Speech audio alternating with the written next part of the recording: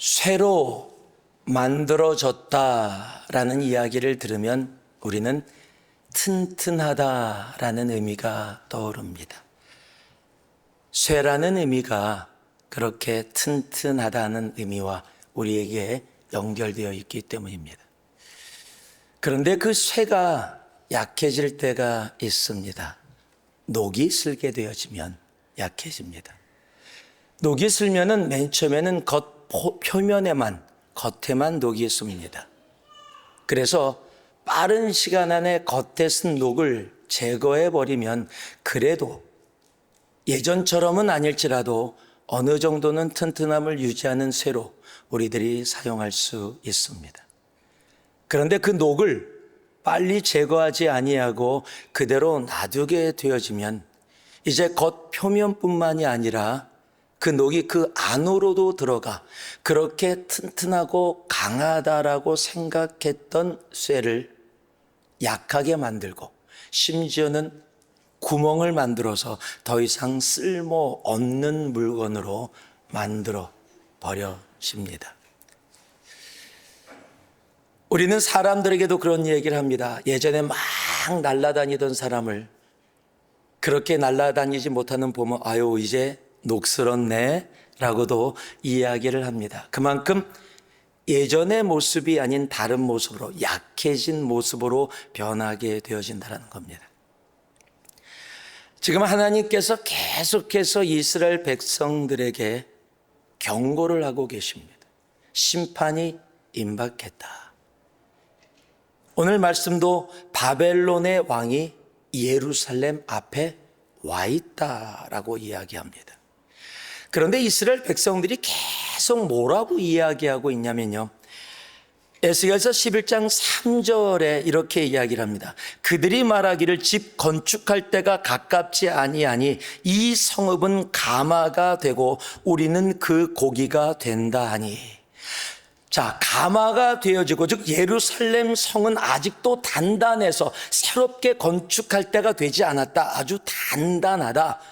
그래서 예루살렘 성은 가마와 같고 쇠 가마와 같고 우리는 그 속에 있는 고기 같아서 안전하다. 즉 가마 안에 있는 고기라는 의미는 나는 안전하게 보호받고 있다라는 의미예요. 지금 이스라엘 사람들은 하나님의 심판이 계속 내려오고 있는 가운데서도 뭐라고 얘기하냐면 잡혀갈 사람은 다 잡혀갔고 이제 예루살렘에 남아있는 사람들 우리들인데 우리들은 괜찮다라고 얘기하고 있는 거예요. 나는 괜찮다. 왜 괜찮다고 얘기하고 있어요? 여러분 이들이 괜찮다고 이야기하는 이유가 있습니다. 예루살렘이 그대로 있고 예루살렘 성전이 그대로 있고 그 성전에서 그들이 무엇을 하고 있었어요? 제사를 드리고 있었어요. 즉 우리는 지금 하나님 앞에 예배를 드리고 있기 때문에 우리는 괜찮다라고 착각을 하고 있었던 겁니다. 여러분 그런데 지금 이때 드려진 예배를 우리 말라기에서 표현하고 있죠. 우리가 잘 아는 말라기 1장을 보면 주님께서 그들이 드렸던 예배, 지금 예배가 없었던 게 아닙니다. 예배가 차고 넘치고 있었어요. 아니 사람들이 바빌론에 잡혀가는 것을 바라보고 지금 상황이 그렇게 되는 것을 보면서 더 예배의 자리에 모였는지 모릅니다. 그래서 예배가 차고 넘치고 있었는데 하나님은 말라기서에서 그 예배를 뭐라고 얘기하고 있어요? 나는 지금 이 예배를 받고 싶지 않다. 누가 와서 성전의 문을 더 이상 사람들이 예배 드리지 못하도록 닫았으면 좋겠다. 여러분 예배가 있었는데 예배가 하나님이 기뻐하시는 예배가 아니었다라는 사실이에요. 여러분 예배의 자리에 있는 것은 굉장히 중요합니다. 그런데 그 모습이 뭐였어요? 위선의 예배였다라는 거예요. 습관의 예배였다라는 겁니다. 아무 기대 없는 예배, 하나님을 찾지 않는 예배, 내 의무만을, 내 책임만을, 내 숙제만을 나 예배 드렸다, 나 제사 했다. 나 재물 잡아갖고 주님께 드렸다. 그런데 그 재물도 어떤 재물이었어요? 흠이 있는 재물이에요. 그냥 대충 잡아서 주님을 위해서 정성껏 준비한 재물이 아니라 내가 하나님 앞에 나와 하나님 나의 예배를 받아주시옵소서 기도하고 준비하는 예배가 아니라 아침에 대충 일어나갖고 그냥 막 서둘러서 아무 생각 없이 아무 기대 없이 막 나와서 예배 드리고 친구들하고 만나서 재밌게 놀고 밥 먹고 시간 지내고 나 예배 드렸어. 나 적어도 예배 한 번도 빠지지 않았어. 여러분 예배에 대한 기대가 있으세요? 여러분 토요일날 나올 때 주일날 나올 때 아니 어떤 예배의 모습으로 나오더라도 그 주일 예배를 그 예배를 기대함으로써 하나님이 예배를 통해 나를 만나주시고 나의 예배를 받아주시고 나에게 해주실 말씀을 하나님 전하여 주시옵소서. 여러분 기대와 경외함을 가지고 나오고 계십니까? 여러분 오늘 아침엔 어떤 모습으로 나오셨어요? 어떤 마음으로 이 자리에 나오셨습니까? 여러분 예배 자리에 나온 거 너무 귀하지요. 다른 자리에 있지 않고 예배 자리에 나온 거 너무 감사하지. 여러분 그러나 이스라엘 백성들도 그렇게 있었다라는 거예요. 이스라엘 백성들도 그곳에 그렇게 있었는데 하나님은 그 예배를 받지 않으셨다라고 얘기해요. 이스라엘 백성들은 그 예배를 드리면서 제사를 드리면서 나는 괜찮아 라고 이야기하고 있었다라는 사실이에요. 여러분 요한계시록 3장에 보면 7교회 중에 라오디게아라는 교회에 대해서 기록되어 있습니다. 7교회 중에 칭찬만 받은 교회도 있고 혼나기도 하고 칭찬도 받은 교회들이 있는데 오직 한 교회는 혼나기만 한 교회가 있어요. 그 교회가 라오디게아 교회입니다.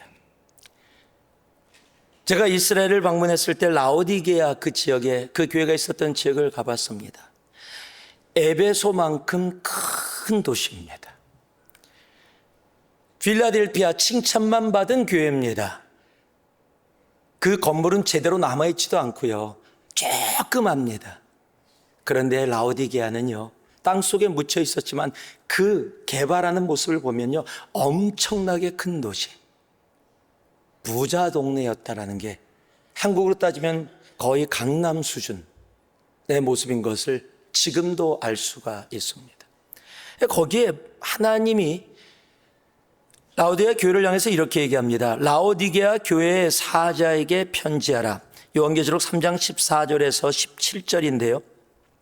아멘이시요 충성되고 참된 증인이시요 하나님의 창조의 근본이시니가 이르시되 내가 내 행위를 아노니 내가 차지도 아니하고 뜨겁지도 아니하도다. 이게 뭐예요? 그냥 아무 기대 없이 예수님을 믿고 있는 거예요.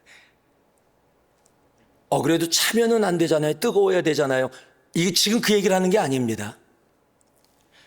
그냥 마음이 그냥 습관적으로 예배드리고 있다는 거예요. 습관적으로 예수님 믿고 있다라는 겁니다. 기대가 없다라는 거예요. 차지도 않고 뜨겁지도 않고 그냥 미지근해서 지금 뭐라고 얘기하고 있어요? 내가 이같이 미지근하여 뜨겁지도 아니하고 차지도 아니하니 내 입에서 너를 토하여 버리리라. 여러분 주님께서 토하여 버리겠다라고 이야기합니다.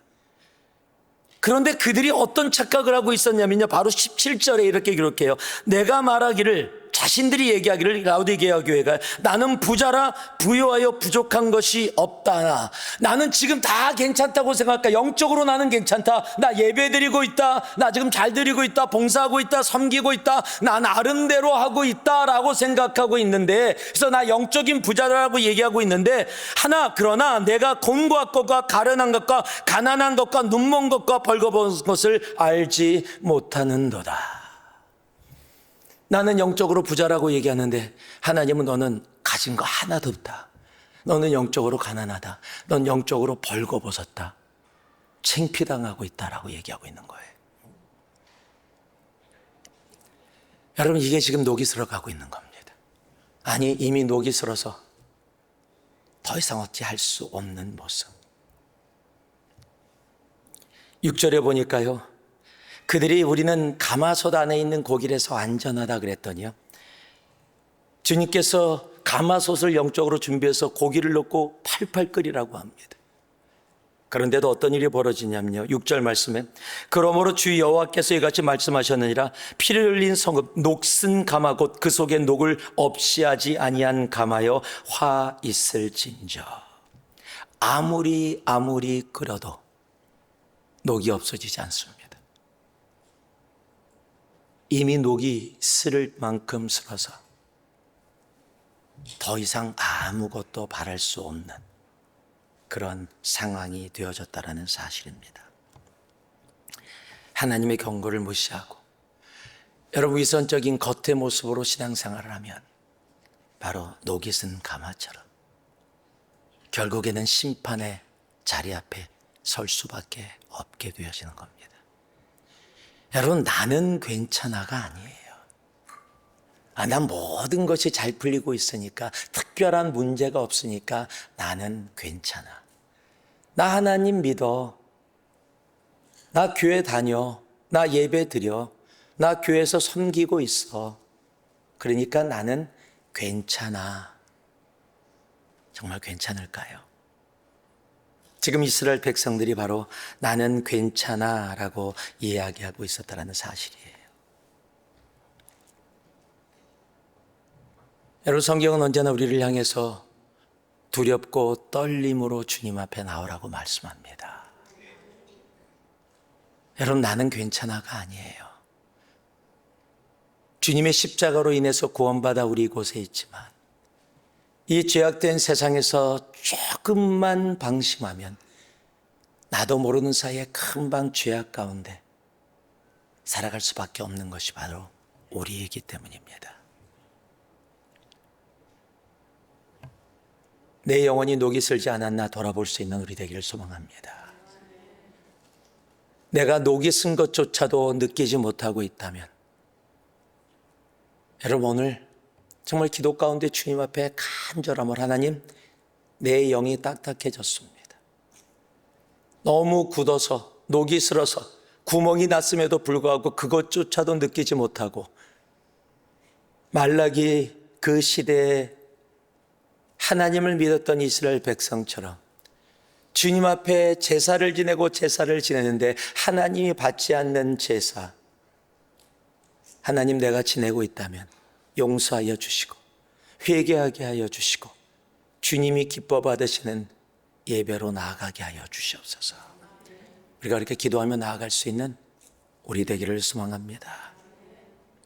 오늘 또 지금 이스라엘 백성들이 이런 심판 앞에서 생각하는 게 또 하나가 있어요. 하나는 나는 괜찮아 라는 착각이었고요. 또 하나는요, 내가 뭐 그렇게 죄인이라고 라고 생각하고 있다는 거예요. 여러분, 죄에 대해서 엄청 무뎌져 있습니다. 12절 보니까 이 성읍이 수고함으로 스스로 피곤하나 많은 녹이 그 속에서 벗겨지지 아니하며 불에서도 없어지지 아니하는도다. 너의 더러운 것들 중에 음란이 그 하나이니라. 내가 너를 깨끗하게 하나 내가 깨끗하여지지 아니하니 내가 내게 향한 분노를 풀기 전에는 내 더러움이 다시 깨끗하여지지 아니하리라. 여러분, 지금 죄 가운데, 음란 가운데 지금 있어요. 육체적인 음란뿐만 아니라 영적인 음란 가운데 지금 살아가고 있는데 전혀 깨닫지 못하고 있어요. 그러니까 내가 뭐가 그렇게 죄인이야. 나 나름대로 지금 신앙생활하고 있는데, 나 나름대로 예배 드리고 있는데, 나 제사 드리고 있는데, 나 물질 지금 가지고서 재물까지 사갖고 지금 이 수고를 하고 있는데 내가 뭐 그렇게 죄인이야. 그렇게 따지면 다 죄인이지 뭐. 죄 없는 사람이 어디 있어? 라고 이야기하면서 자기의 죄에 대한 것을 바라보지 못하고 있다는 겁니다.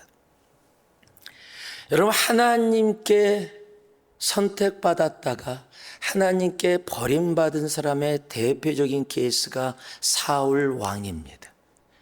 그가 선택받을 때 누구보다도 겸손했습니다. 숨었습니다. 자기는 왕의 자격이 없다라고 생각했습니다. 하나님이 그래서 그를 선택했고 그를 이스라엘의 첫 번째 왕으로 세우셨습니다.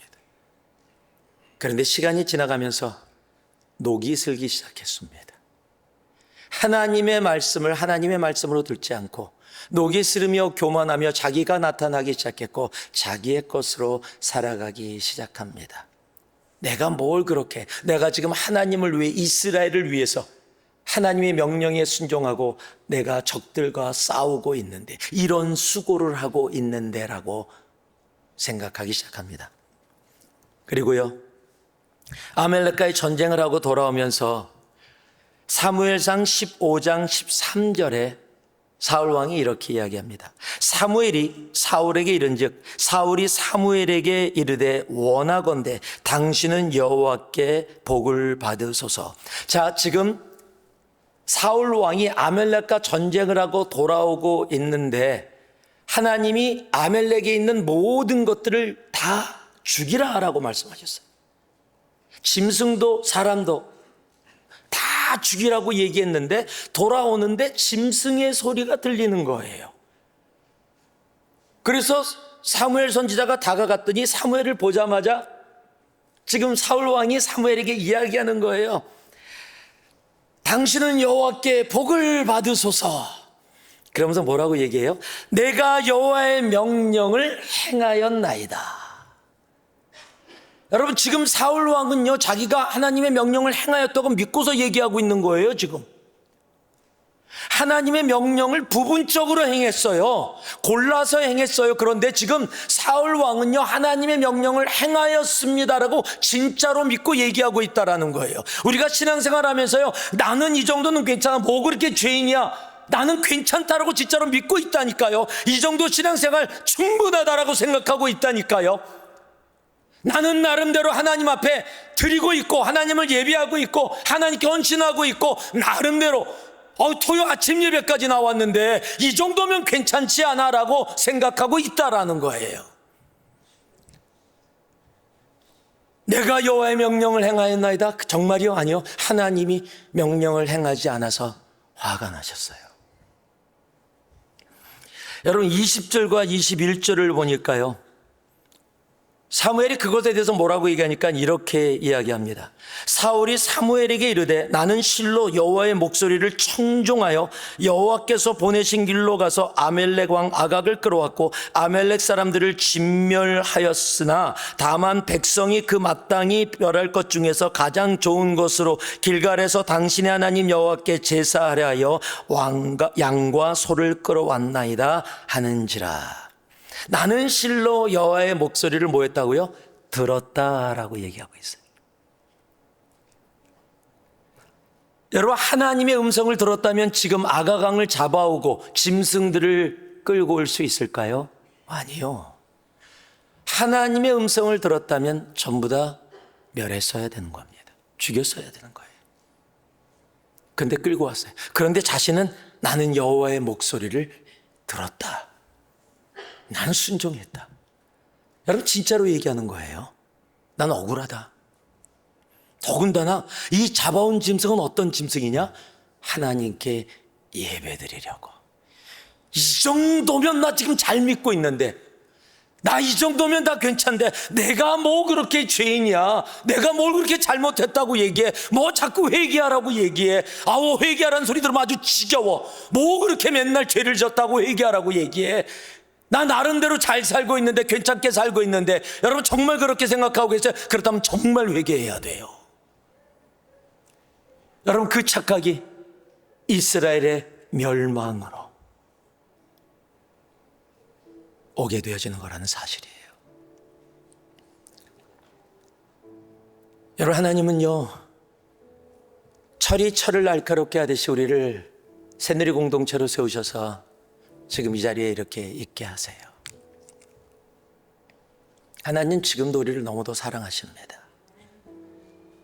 첫사랑의 사랑으로 우리 한 영혼 한 영혼을 너무도 사랑하고 계세요. 하나님의 심판은 심판이 목적이 아니에요. 하나님의 경고와 심판은 우리가 하나님께 다시 돌아오기를 원하시는, 회복을 갈망하는 아버지의 사랑의 마음이라는 사실이에요. 우리가 하나님께 다시 돌아가기를 소망합니다. 하나님, 내가 뭐 그렇게 죄인이야라고 생각했던 부분들을 회개합니다. 나는 나름대로 다 잘하고 있다고 생각하고 좀 부족하지만 이 정도면 된다라고 생각하고 살은 하나님, 나의 죄악을, 나의 녹음을 회개합니다. 나는 괜찮아. 라고 생각했던 나의 착각을 회개합니다. 하나님, 나로 하나님과 멀리 있다면 주님께 다시 돌아가게 하여 주시옵소서. 주님과 함께 손잡고 에녹처럼 주님과 함께 동행하는 나의 삶 되게 하여 주시옵소서. 원래는 책에 썼던 칼럼으로 책 만들어 우리 121페이지를 좀 읽어드리려고 그랬어요. 1권의 121페이지를 예전에 제가 썼던 칼럼으로는 신혼 때의 사랑이라는 제목이었습니다. 읽지 않을게요. 여러분들이 한번 읽어보시기 바랍니다. 이런 방법으로 지금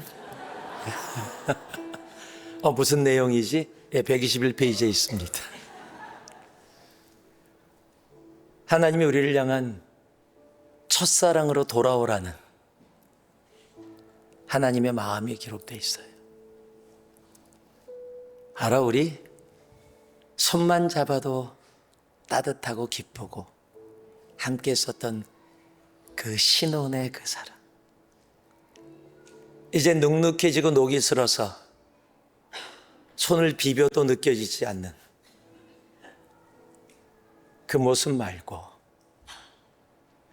그 따뜻하고 그 아름다웠던 그 첫사랑으로 오늘 주님이 우리를 향해서 그렇게 다시 말씀하고 계신 겁니다.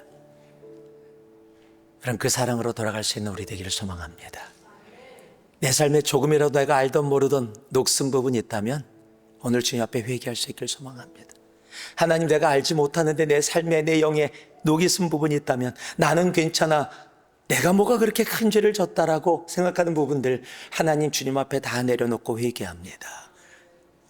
주님을 경외함으로 주님과 동행하며 첫사랑의 기쁨으로 나를 회복하여 주시옵소서. 우리가 이 시간 함께 기도하며 나아가기를 소망합니다. 함께 기도하겠습니다.